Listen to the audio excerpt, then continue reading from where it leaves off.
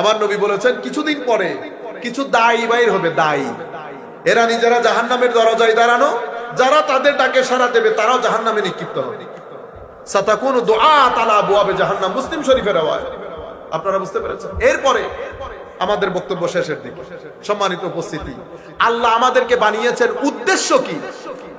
একটা উদ্দেশ্য তো ইবাদতে, আর একটা উদ্দেশ্য তাসকিয়া। তাসকিয়া মানে পরিশোধন। তিনটা শব্দ আপনারা মনে রাখবেন তরিকত তাসাউফ বুঝার জন্য, তাইলে আপনারা বুঝবেন ওলি কাকে বলে।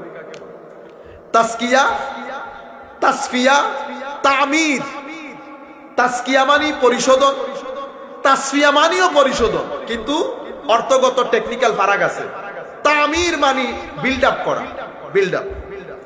আপনি যখন ঘর বানাবেন, ঘরকে এনে ফরফরাই তুলে দেন আপনারা। ঘর আগে কাটেন, ভিতরে যদি কোনো কিছু দেওয়ার থাকে কি কি কতগুলা গাড়ে না, হ্যাঁ, ওগুলা গেড়ে তারপরে আপনি ঘর বিল্ড আপ করেন। আমরা এটা একটা শহর।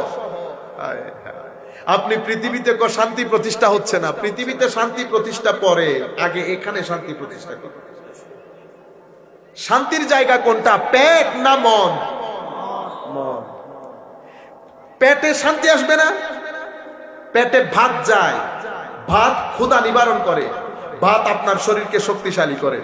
ভাতের জন্য টাকা দরকার, টাকার জন্য চাকরি দরকার, চাকরির জন্য শিক্ষা দরকার।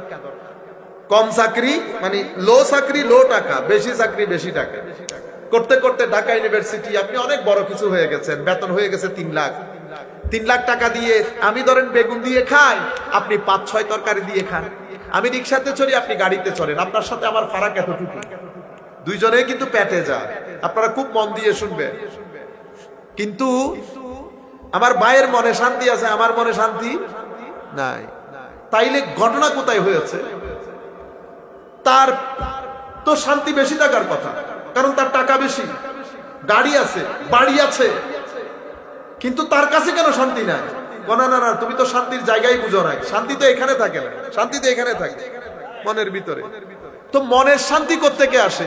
হায় হায়, এই জন্য মাহফিল দরকার, এই জন্য খানেকা দরকার, মসজিদ দরকার, মাদ্রাসা দরকার, ইবাদত দরকার।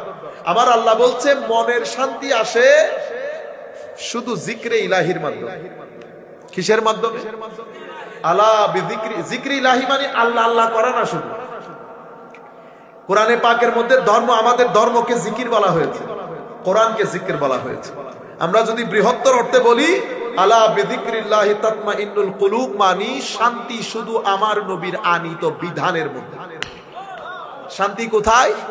আমার নবীর আনিত বিধানের মধ্যে। আমার নবী যেভাবে চলতে বলেছেন, যেভাবে খেতে বলেছেন, যেভাবে দেখতে বলেছেন, যেভাবে শুইতে বলেছেন, যেভাবে জীবন যাপন করতে বলেছেন, এভাবে যদি করেন তাইলে এখানে শান্তি আসবে। আপনি যদি দিন বাদ দিয়ে দেন, এখানে শান্তি আসবে না। এখানকার শান্তি আমার আল্লাহর দস্তে কুদরতের মধ্যে। আপনি জমিনের মধ্যে থাকবেন, আমার নবীর